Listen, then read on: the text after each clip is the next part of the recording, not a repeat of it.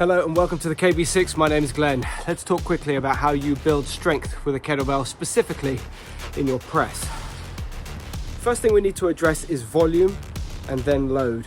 So let's talk about volume. How many reps do you complete in a session? Let's say, for example, you want to complete 25 reps in 5 sets of 5. Next session, can you complete an extra set of quality reps?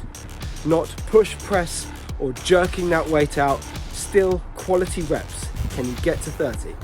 That's your first goal. Once you've got those extra reps in, let's talk about load.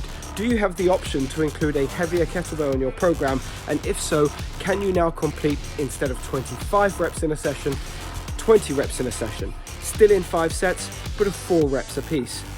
Next, density of reps. Simply speaking, density is really going to be about how long it takes you to complete those reps.